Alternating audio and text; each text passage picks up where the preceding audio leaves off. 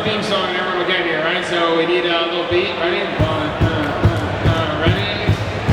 Believe it or not, George isn't at home. Leave a message at the beep. I must be out or I pick up the phone. Where could I be? Believe it or not, I'm not home. All right, everybody. By everybody, I mean mainly people I recognize. Welcome to Historically, the maybe longest going ZappCon panel, and historically the least well-attended ZappCon panel. Woo! I am James. I am a former Zapp employee. I made it to the 30th anniversary poster. I'm one of the 9 bald people on the poster. And this is odd and obscure villains, but this year, for the 30th anniversary, I've run out the big guns. Next to me is my great friend, Sam Grinberg. Give her a hand. Sam Grinberg is, he hasn't said more than he has some great artwork, and a secret fact about Sam is that Sam is actually a current working artist on The Simpsons. Right, so, I got a real deal cartoonist with me, and today's gimmick, so if you're not familiar with the panel, here's how it works. I have assembled a roster of obscure comic villains. Most of them might have only one appearance, maybe a few. They're kind of the lovable losers, the reason that we love comic books. These weirdos who probably have silly powers, probably aren't very cool, but we like to poke fun at them. Now, it's not to say that I hate them, it's just that they're silly and we like to have a good time. So I'm going to go for about a minute. I'm going to try and show you guys, maybe like 20 guys in 20 minutes. Right, give you a brief smorgasbord of some silly guys. But the gimmick this year, since it's the Turbo Artwork Edition, is that Sam Grinberg, who knows nothing about any of these characters, he has never seen any of them, right? Sam Grinberg, based solely on their name and my description in real time, will sketch out quickly on the sketch pad what he thinks these characters should look like. All right, so it is the Turbo Artwork Edition. All right. Sam is here. Sam graciously volunteered. Sam, you ready? All right, Sam is ready. Is everybody else ready? All right. So I'm going to make this as concise as possible because I know my crowd is much bigger than Comic Pop's crowd. Let's see if I can get myself on a quick timer. Hi, everybody. You're just in time. Again, I'm James, and we are going to start now. All right, are we ready? All right, let's go, Sam. Are you ready? All right, our first villain is, and Sam, you're not allowed to look at the computer. Our first villain is famous Spider-Man villain, the Big Wheel. And now I hesitate to call him obscure because I think since I made this panel the first time, he pops up every now and then. The Big Wheel is a guy named Jason Wheel. All right, and he was a corrupt businessman. Now, as a corrupt businessman, there's a lot of incriminating evidence about him that the Rocket Racer, who also could have been on this panel, honestly, the Rocket Racer finds that he pays the Rocket Racer to get rid of all the evidence, but the Rocket Racer decides to keep the evidence and blackmail him permanently. So the Big Wheel gets upset, the Rocket Racer bullies him around, and the Rocket Racer brags that now he has a rocket surfboard. He has a rocket surfboard from the Tinkerer. So the Big Wheel decided that he himself would go to the Tinkerer and get some kind of invention that could help him fight the Rocket Racer. So the Tinkerer decided to make him one giant large wheel in which he rides around it. So that's the Big Wheel. You can see him inside his Big Wheel. And there he is, attacking Spider-Man. He goes after the Rocket Racer. Since he tries killing the Rocket Racer, Spider-Man has to defend the Rocket Racer, and the Big Wheel simply rolls around in a giant mobile wheel. And that, my friends, is one of the all-time greatest Spider-Man villains. Let's see, does it match up well? What do we think? I like his t-shirt. All right, so let's go. That's the Big Wheel. That's a good round of applause. The Big Wheel over there. All right, next up, we got Brad in the panel. And now, I want to make this very clear. His name is not The Slug. It is just Slug. All right, Slug. Slug is a crime boss, right? He weighs 1,200 pounds, all right? And here's a great quote. For some reason, Mark Gruenwald, the creator of Slug, he was interviewed about Slug, and he said, in regards to creating the character, when I came up with this, I thought a 1,200-pound man was implausible. But I later discovered the existence of such individuals through reading People magazine. So Slug is not quite fantastical. He's just basically a drug kingpin. He runs a gang. My favorite fact about him, if you look at his superpower section, it just says that he is a sharp businessman with sharp business acumen. That's pretty much it. I really don't know why anyone would want to follow him. He's apparently completely immobile. There is a note saying from the Marvel handbook, it is possible he is a mutant, but unlike the Blob, he lacks the ability to compensate for his mass in any way, shape, or form. So he can't really move, and the only way he can move is they have to have specific vehicles designed to get him around. My favorite fact, in one of his appearances, he's escaping from Daredevil, and he would have gotten away, but Daredevil was able to track him down because his escape vehicle was so large that Daredevil could see it from traffic, and they found it. And look at that, there he is. He's been known to use violence. He's been known to suffocate people with his belly fat. All right, that's the Slug. He's basically the poor man's Kingpin.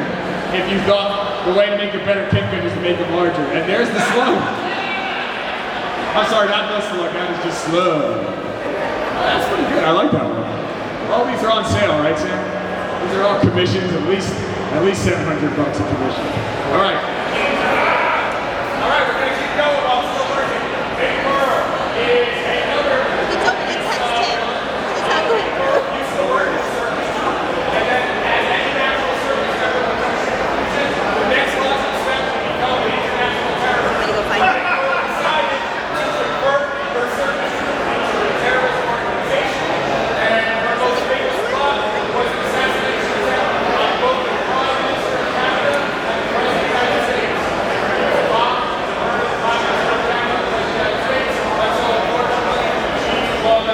Foiled by Alpha and his raised superhero team. Right? Later on, after a terrorist plot, Pearl decided to turn into business. She's notable for two primary ventures. One, she opened a nail strip of oysters. Right? So Pearl was able to parlay circus into terrorism into legitimate business model, which we also admire. And then she took her hand into an illegal protest circuit. So Big Pearl is really the only villain here who was able to parlay her career into something fairly respectable, I would say. So that's Big Pearl. Sam, what do we got? Luke? You sound you heard about it? All right. That's actually kind of close. That typically is. You got the moon down. She is wearing a moon. Right, so that's Big Pearl. The light is still stroking. Good thing my teeth were on the rim. All right, the next one. Next one's going to be a crowd. My favorite supervillains are the ones who tell you exactly who they are. So there's no better supervillain than the Armless Tiger Man. Armless Tiger Man. Armless Tiger Man is a man growing up in 1940 Germany. Very tragically, as a factory worker, the Armless Tiger Man lost both of his arms in a machinery accident. Sorry, man. Very tragic. I was very sad. Since he had no arms, the Armless Tiger Man devoted himself to martial arts and learning how to use his feet in place of his arms. Once he mastered those techniques, we're working, we're back up, right? Okay, good. Once he mastered those techniques, the Armless Tiger Man decided to use his kung fu skills to destroy all the German machinery. Right? He was eventually arrested by the Nazis. The Nazis said, why don't we take this guy who hates machines and just send him to America where he could destroy the American machines as well. So that is the evil supervillain origins of the Armless Tiger Man. Right? You can see over here, this is him being trained. This book will tell you how to use your feet and teeth instead of your hands. Alright? But the only problem was once he also decided to use his feet and his teeth, somehow over time, he also developed a taste for human flesh. So that's where the Tiger Man comes in. He is not only an armless kung fu fighter, but he also is a cannibal. Right? And that is the Armless Tiger Man. Eventually, he would cross paths with even Black Panther, believe it or not, the Howling Commandos. He would even show up later in Hades as an undead villain. That's the Armless Tiger Man. Let's see what we got. That's a good one. That was Grinberg. All right, next up, he's exactly what he sounds like. We have the Eraser. The Eraser. All right, the Eraser grew up as Lenny Fiasco, and he actually went to college with Bruce Wayne. Bruce Wayne you might know as the Batman. Right? Lenny Fiasco used to get made fun of because he always made mistakes in class. And then he had a crush on a girl, what's her name? I don't even know. He had a crush on Celia Smith. And then, before he could profess his love for Celia, she decided to go on a date with Bruce Wayne. Right? That made Lenny turn to a life of crime. And he thought he would parlay his skills of making mistakes into a criminal career. And his gimmick is, if you hire him, right, he will erase all evidence of your crimes. So he donned a pencil-themed suit and decided that he would offer his services. Right? As he's getting away with erasing so many crimes, eventually they set up a sting operation. Batman, in disguise, decides to hire the Eraser. However, and this is very canon, the Eraser is able to tell by Batman's scent that was Bruce Wayne, since he hated Bruce Wayne so much, and then he engaged in a number of battles with Bruce Wayne. His erasing head can apparently erase all evidence and erase weapons to an extent. And, most deadly, his shoes are razor-tipped lead pencil boots. Alright, eventually Batman would capture him and send him to a life of prison and tell him to reform his ways, which the Eraser did not take kindly to. But to this day, as far as I know, he never exposed Bruce Wayne's identity. So that is the Eraser. Sam, what do we got? Oh, alright, not bad at all.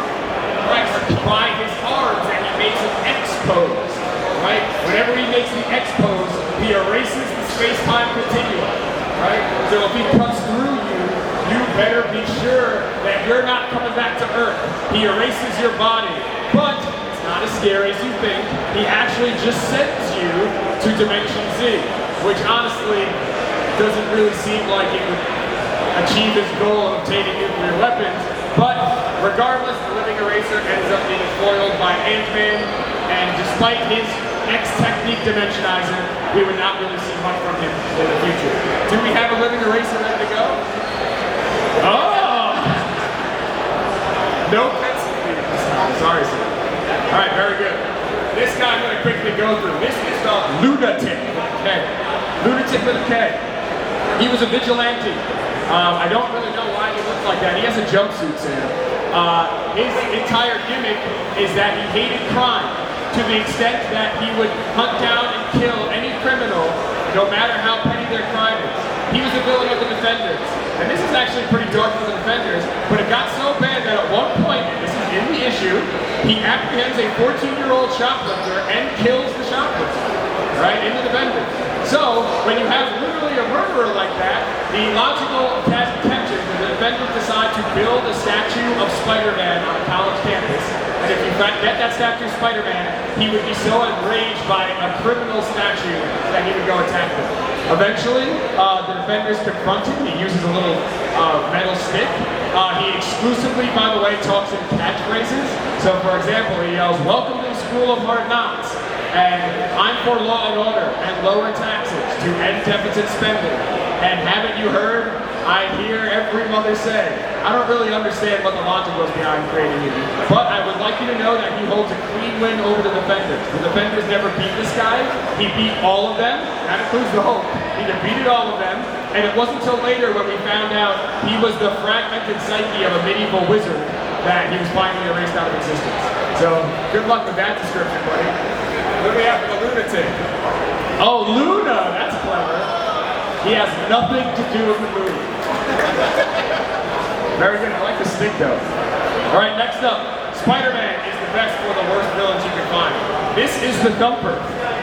The Thumper is a certain individual who years ago asked for a yellow pony for her birthday, and she never received that yellow pony. Years later, she would grow up and decide because of that trauma, naturally she would turn to a life of crime. Now, trying to be the most dangerous criminal possible, the Thumper donned a Napoleon outfit, Napoleon Bonaparte. Yes, that's the French Revolutionary. I know that probably threw you off on your initial designs. And the Thumper figured out, well, I don't have superpowers, so what if I just had one big boxing glove on my hand and I thumped people on the head? So as you can see, the Thumper walked around as Napoleon and would just concuss businessmen walking down the street. I like this guy. He's walking down the street, sees the Thumper. Look at that. The great French hero takes the same bust that I do, and then immediately is just hit on the head by the Thumper. Now, Spider-Man is a good soul. Spider-Man knew violence wasn't the answer, so Spider-Man found a fake yellow pony for the Thumper to ride, and that was able to be the psychic connection for the Thumper to abandon their way of crime and turn away from being Napoleon Bonaparte. All right, Sam, good luck with the Thumper. I'm very curious to know what you made of it. Honestly, not bad. There's one detail that's kind of ridiculous. But there's the Thumper who wears a trash can. Alright, this one's pretty quick. This one's you can get this just by the name, right, Sam? This is the Bamboo Knife Butcher. This is the Golden Age Captain America villain. Honestly, not that interesting. I just like Bamboo Knife Butcher. That's a fun name. He is pretty big. That is Captain America. I think that just might be perspective. Also, I like Bucky hanging like a blade of meat in the car. The Bamboo Knife Butcher came from a very rich, wealthy family. In the 1940s, he met an indigenous tribe, and from living in the tribe, he decided that all white Europeans of American or white European descent must be destroyed. So he decided to use his family resources to do that, and he adopted Bamboo Knife Butcher gimmick. And eventually, the family of the people he kidnapped, they call Captain America naturally, because that's Captain America's job. He confronts the Bamboo Knife Butcher killed. The story's not that fun, but I needed a new guy this year, so here's the Bamboo Knife Butcher. And I figured Sam might draw something cool with it. There is nothing about whether or not that knife is made out of bamboo. I'm just gonna assume. I just feel like this guy is taking things a little too serious. I feel like the indigenous tribe doesn't really accept him. But you know what? We got it, Sam. I'm going quick to the top. Wow. That's a stinky looking man. Alright, this villain is actually one of my favorites. I legitimately enjoy this next villain. This is Arthur Nagin, but he's more commonly known as the Gorilla Man. And normally, that's not really that wacky of a villain until you see what he looks like. This is the design. This is what the Gorilla Man looks like. The Gorilla Man has quite a lot of appearances. He is the leader of a group known as the Headmen.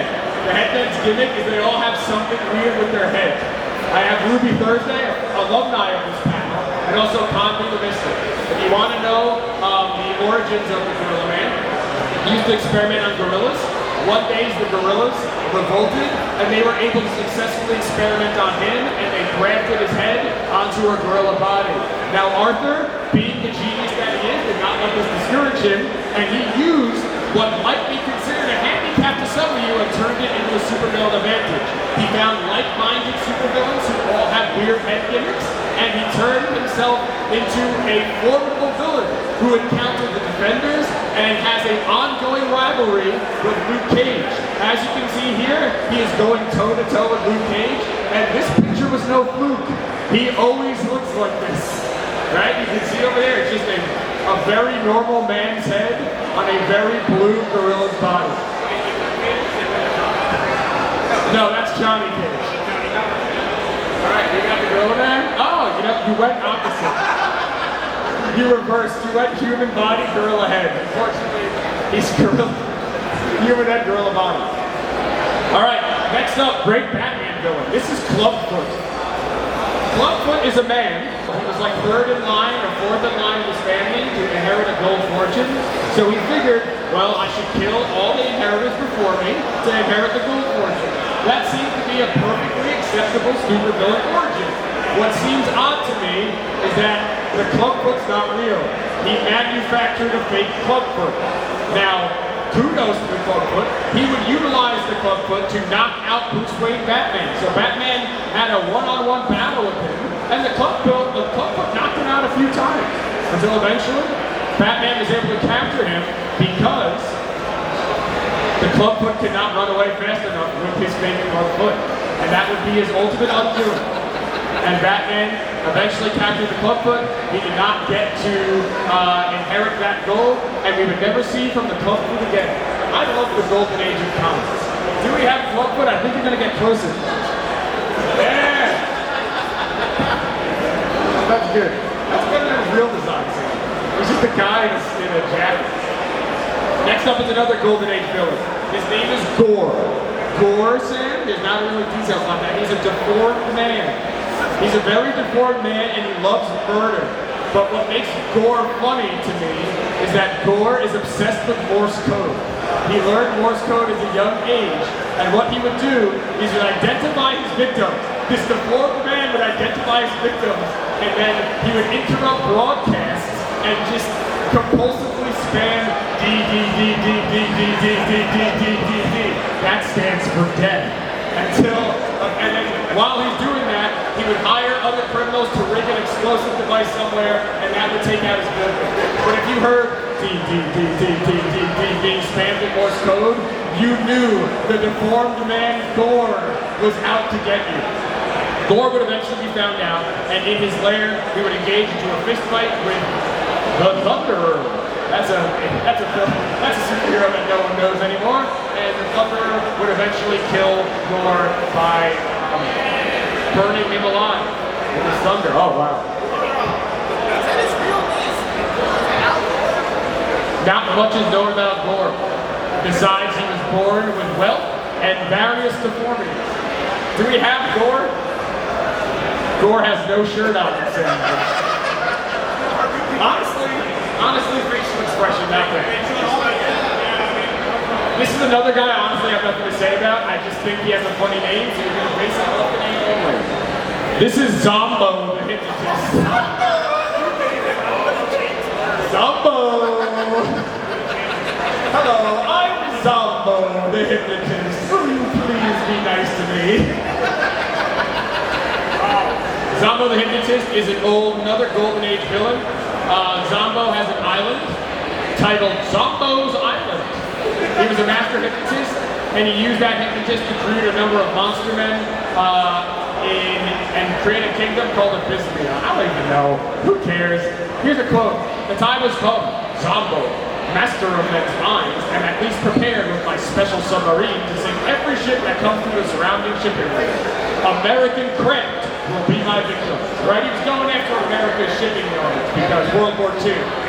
Anyway, Zombo, I think he's German? I don't know. Rockman. Not Mega Man, a different Rockman. Eventually he drowns because the tsunami hits his submarine. So Rockman, I don't think Rockman did anything. What do you have for Zombo? We're done with Zombo. Oh, nice bow tie for Zombo. That's also it. That's Zombo the hypnotist. We are almost done, I think. Alright, this is a pair, okay? This is a tag team, so you got a lot on your plate. Alright, the first person is the asbestos lady. I think at this point, this one is so infamous that it might not even be obscure anymore. It's definitely not. The asbestos lady, it's my favorite fact. What do you think the asbestos lady's power is? Right? You think it would be poison people with asbestos. No. This is the 40s. They didn't know about asbestos being bad yet. Instead, she just thought she made an armor out of asbestos that would make you fireproof. Right? So you can light people on fire, but you can never be burned. Right? So it was a wonderful invention. She likes the Human Torch, the original Human Torch. And now, asbestos lady by herself is great. And you figured, alright, Marvel figures asbestos isn't that cool. No. Later on, a few years later, the asbestos man would rear his head. And my favorite part about asbestos man and asbestos lady is they have absolutely no relation to one another. They've never heard of each other, they're not related, so I can't have that great romance between asbestos lady and asbestos man. I just feel that they would have been so well together, but sadly, we can never see that because both of them have died in canon, and both of them have died years later from asbestos poisoning. So, I guess they got their just desserts. You want to use asbestos for nefarious means? Well, That's what happens. So, the Asbestos Man, Asbestos Woman, fun fact about Asbestos Man, he shares a first appearance with Baron Mordo, the Doctor Strange villain. However, if you get Baron Mordo's first appearance, they decided Baron Mordo wasn't worthy of the cover. Asbestos Man is the only one on that cover.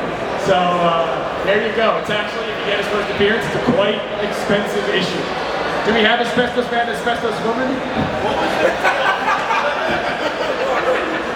their story? Like, why did they turn the crime? I don't think they had a reason besides making money. Oh yeah, Asbestos Man wanted to steal gold from Fort Knox. If he melted all the gold in Fort Knox with asbestos beams, he could take the gold easier. Is that how it works? Liquid gold's easier to transport? I don't know. Not my problem. All right, ready for this one, Sam? This might be a little confusing. Our next villain is named Ice Cream, but not Ice Cream, Ice Cream. E-Y-E, Scream. Ice Cream is an X-Men villain. His power is that, this is literally his mutant power. He's not even in like a weird spin-off, he's in regular X-Men. His power is that he can turn into any flavor of ice cream he wants. And it is specified even Rocky Road. Alright? Ice cream, that's his power. The reason he's a villain, he infiltrates Xavier Institute. He wants to kill the X-Men because he thinks the X-Men's mutant powers make him look stupid. And if he killed the X-Men, people would think that he is a bigger threat as a mutant. So he would infiltrate Xavier Manor. You can see here turning into ice cream to try to kill them. But perhaps the saddest part, he is not even beaten by the X-Men. He is eventually attacked by an interdimensional clown who is also in Xavier Manor at that point, named Obnoxio, and he is frozen in the danger room. And apparently in the 2010s, they found his frozen corpse in the danger room decades later. So that is I Scream. I have no clue why it is E-Y-E Scream. But one appearance, and he didn't impress anybody. Because of the eye on his suit. Is that an eye? It's just like a circle. I don't, it doesn't function. It has no function. Do we have anything for ice cream? That's more logical. That's more logical. Honestly, not sure what to think. Here's a quick one, Sam. I don't have a lot to say about him. This is another Spider-Man villain. His name is the Legal Eagle. There's actually a YouTuber called the Legal Eagle. Well, hopefully he was inspired by him. The Legal Eagle is a criminal lawyer who decided that instead of being the lawyer, I can take over the Supreme Court. I don't understand. He had the ability to transform into a griffin or a giant eagle-esque creature of some sort. His plan was to attack the Supreme Court and thereby take over the Supreme Court. Now, I am a history teacher, and I do know a little bit about civics, and I'm pretty sure taking over the Supreme Court with your eagle powers is considered unconstitutional and would be taken out by the executive and legislative branch. The Legal Eagle is eventually captured by Spider-Man because Spider-Man baits him with a trove of Hostess cupcakes. And he's distracted by the Hostess cupcakes. And Spider-Man is able to effectively capture the Legal Eagle, and we've never heard from him again. Well, good luck with that. There's the Legal Eagle. All right, Sam, this one's really quick. Are you ready? This is Boot Face. Boot Face is a thug who fights Batman. He is called Boot Face because years ago, Batman stomped him in the face with a boot. I guess the boot was on like fire or something. It was hot. And the boot permanently left a boot print on his face. And from that point on, he was derogatorily nicknamed by his fellow villains, Boot Face. That's it. Powers? No. No. He's a thug. Literally, he was fighting Batman with a flamethrower. The boot got very hot. The boot kicked him in the face, and now he's Boot Face. Every once in a while, he's showing up to fight Batman, and he does not get successful. It is Boot Face. That's all you got, Sam. No. He has no name. He's Boot Face. Boot Face. There he is. Very literal. All right, here's a fan favorite. This guy's in every single iteration of this panel. How am I doing with time? Joe, I don't know what time it is because the other panel started. Oh, all right, good. Okay, ready? This is one of everyone's favorite superheroes. You might know him because at this point he's getting a lot more social media attention. And since I did this panel for the first time, I think someone somewhere who's important lost my panel. This is Snowflame. You might not think Snowflame is very funny upon his appearance. But if I told you that Snowflame is the only known comic book villain who is powered by the use of cocaine, would you be more inclined to laugh? Right? I want to make it clear, he is not an addict. He has a mutant ability that cocaine makes him stronger. So as you can see here, that is Snowflame taking a big pile of the drug cocaine and snorting it, and when he snorts it, he gains superhuman strength, superhuman speed, immunity to pain, and pyrokinesis. And my favorite one, he has the deadly cocaine touch, that if he touches you, he can give you a contact high. Right? This is Snowflame. He fought the New Guardians, and he had a terrorist organization in Colombia, and he is eventually destroyed by being thrown into a chemical bed, which exploded because the cocaine was so volatile in his body that it mixed with chemicals and made a big explosion. But I just love this is for kids. The shameless, he's just taking the cocaine. It doesn't even feel like this is like a drug PSA comic. It's not like G.I. Joe, where it's like, don't do drugs, kids. It's like, nope, this is just a cocaine villain, guys. He actually gets powers from the cocaine. It is what it is. That's Snowflame. Do we have anything for Snowflame? Oh, he's a little snowball man. That's very nice. All right, we only have a few more, guys.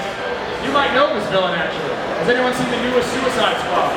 Yeah, with John Cena and all that? You might know the Weasel. The Weasel? You might recognize the Weasel. But he looks a lot different than the Suicide Squad. They decided to make him, now he's not like this, really. They decided to make him like a weasel mutant, kind of weird as a talk. That's actually not his origins. His real identity is a lot funnier. The Weasel is a physicist who worked at Stanford University. However, the Weasel was very insecure about his job position. He felt that there was a lot of other professors who were better physicists than he was. And what was scary was for the Weasel, his tenure was coming. He had to work 3 years and a day, I think, at that point. He was in New Jersey in the 1980s. That used to be the law, right? He had to be in that position for 3 years and a day. Otherwise, they could fire him for whatever reason. So the only way the Weasel could ensure his tenure is if he murdered the other professors who were better than him. So he donned a Weasel outfit, obviously, and using his Weasel skills, he went and murdered all his other colleagues, and the Weasel's supervillain origins is he just wanted job security in his university. So he's the only tenure-based supervillain. He does not really have any powers, but he does eventually join the Suicide Squad, so that explains why he's in the movie. But they never talk about him trying to get tenure. What? He get tenure? No, he gets caught. They found out. I mean, I'm shocked that he was caught. Look at him with that physicist in his hand. Look at him gorilla pressing his colleague off the roof of that building. Alright, you got anything for the Weasel? Oh, I like that. Very good, very good. Alright, we have 3 more. We have 3 more. All you people joining us, welcome. I'm sure you're here for the next panel. I don't blame you. Alright, next guy, another Spider-Man villain. We have 2 more Spider-Man villains. This guy is The Wall. That's The Wall, brother. The Wall. I think you're going to be able to get this one spot on. That's your hint. I think if you just guess at what he looks like, you're going to get it right. The Wall used to be a supervillain. He was a cement worker. And sadly, Joshua, his name was, there was a construction accident and all the bricks fell on Joshua. Very sad. Now normally that just crushes people. And if they don't care to explain this anymore, instead of crushing him, it turned him into a wall man made out of bricks. There was nothing, it's not like it's radioactive bricks, people. It's just the building fell on him and somehow he just became a wall. After becoming the Wall, he was enraged. He couldn't think straight. So he wandered into the New York Met Stadium. He wandered into New York Met Stadium and decided he was going to going to take his anger out on the Mets. Now, local New Yorker Spider-Man, who says, you know what, the Mets have had it too bad for too long, Mr. Wall, was watching the game and decided to stop it. But, you know, it wasn't easy. As you can see, Spider-Man kept bouncing off the walls. It wasn't until, this is my favorite part, one of the umpires made his way onto the field during the fight and said, hey, listen, we're trying to play a baseball game out here. Get out of here. And the Wall complied, and Wall and Spider-Man were kicked out of the Mets game, and outside of Mets Stadium, they decided to talk it out, and the Wall felt bad about what he did, and hopefully saw a doctor. And that's the Wall. Sam, I think you got this one. Why do so many of these bad guys have hoodies on when you're drunk? That's the Wall. Here's one wall you'll never crawl. Actually, Wall, it seems pretty easy to climb that wall. You're pretty much my height. Last villain is not a comic book villain, but it's a Spider-Man villain, the second to last villain. Now, I know some of you guys know this. Did you know that there was a Broadway play about Spider-Man? Did you guys know that? Spider-Man Turn Off the Dark? Now, there's two, in that Turn Off the Dark play, there are two brand new villains. One, they decided to make the lead villain in the first iteration, which is ridiculous. And the other one, now Green Goblin in the Broadway play decides to form the Sinister Six. He's got normal people in it. He's got Carnage. He's got Craven. Now, also, throwaway line, he alludes to Craven wanting to make out with animals in the Broadway play, which is odd, just pointing that there. That had to do with the panel. He has guys like Electro. He even has Swarm, who's a weird choice, but at least is a Spider-Man villain. But the director of the Broadway play said, you know what, I can take Scorpion, I can take Chameleon, I can take Morbius, I can take any of the 9,000 Spider-Man villains, but I need to make up my own. So in a brand new original Spider-Man villain, only on the Broadway play, Spider-Man had to take on Swiss Miss. That is Swiss Miss. There is no origin to Swiss Miss. They do not elaborate at all on who the Swiss Miss is. All we have to talk about the Swiss Miss's origins is the Green Goblin refers to her as the sharpest tool in the shed. And that's all we know about Swiss Miss. She is a member of the Sinister Six. So I want to be clear, the director of Spider-Man Turn Off the Dark on Broadway insists that Swiss Miss is a better villain than Venom, than the Scorpion, than the Hobgoblin, than Shocker. All of these people are not worthy of making it on the Broadway. I had to invent my own villain. Look at her strike that pose. That's the Green Goblin, by the way. If I had more time, I'd show you the song about the Sinister Six. It's actually fantastic. Swiss Miss eventually passes away because using her blade, whatever it is, her metal blade, she stabs Electro, killing Electro, and then electrocuting her as well. And that is the Swiss Miss. Where you go? Oh, he is going in a totally wrong direction. Wait till he finishes. It's not what Swiss Miss. He took the wrong direction on Swiss. Ready, Sam? Yes. We're going with appliances. You don't like appliance-themed villains? Who cares about Venom? What do you have? Webs? Alright, and finally, last villain of the night. Or the day, whatever. This guy is always the end. He's one of my favorite obscure villains. And finally, I would have played The Undertaker's music right here, but I can't. Our final villain of the night. You ready, Sam? I want to see where you go with this, because it can be taken in multiple directions. Our last villain is Dr. Bong. Now, Dr. Bong, he's immediately going in the direction he should have. Dr. Bong, his origin, he was a journalism student. And then one day, I really don't understand this origin. I've looked at the issue too, I don't get it. One day he's building a replica miniature guillotine in class. See where this is going? He accidentally cuts off his left hand with that miniature guillotine, and that somehow decides to make him become a villain, and he fixes He affixes a bomb for bonking yourself with a bell, like a bell bomb. See that you know what you did wrong already? Let's see if we can recover. He affixes a bell bomb to his hand and turns to a life of crime. They never explain, nor does he ever explain, why he decided to do that and make it a bell. Eventually, he turns his head into an entire bell-themed gimmick, and he becomes a supervillain. Apparently, journalism was not a strong suit. He knows science. He knows everything. He encounters Howard the Duck. He encounters She-Hulk. My favorite fight with him in She-Hulk, there's Dr. Bond right here. Right? Look at She-Hulk calling him a clown. When he fights She-Hulk, this is the reason he's fighting her. Dr. Bond at some point decides to artificially engineer 4 children for himself. I guess no one wants to love Dr. Bond. So he creates his own kids with some kind of DNA. I don't understand. And after watching TV, he decides that TV is too violent. So he is going to attack various TV studios to try and censor TV because he finds there's too much violence on the TV. She-Hulk eventually stops him. I don't really understand what they were doing with Dr. Bond. But it's most devious, and to bring it full circle, Dr. Bond teams up with the Headman.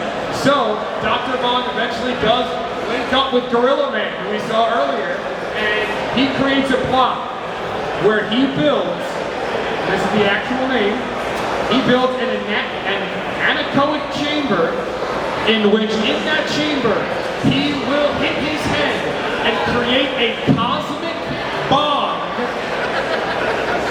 that has the power to turn him into a living god on Earth.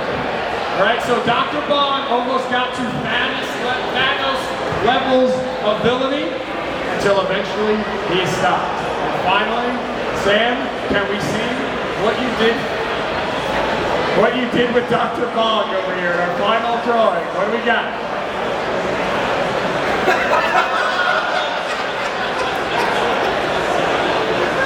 What he thought Bond meant.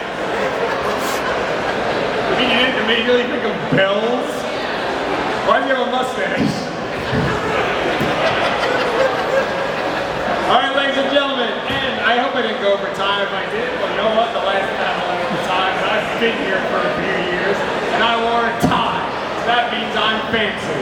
Anyway, guys, thank you so much for coming here. This is my 3rd time doing it at Zapp. The first time we got Doug in the crowd right there. You might know him as the manager of Zapp and Alvin.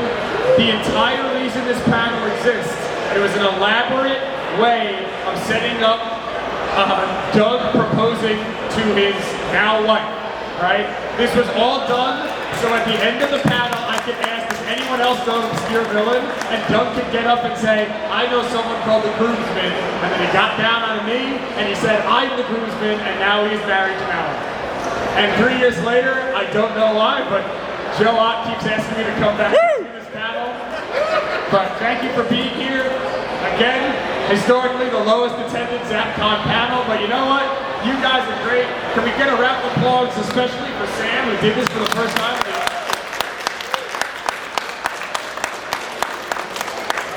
Sam just told me if anybody wants any of his original drawings of any of the obscure villains, they are free, first come, first serve. All you gotta do is come up to him. Sam has a booth. Please check out his stuff over there. Have an awesome panel. You guys were great. And remember the Alamo. Thank you, everybody.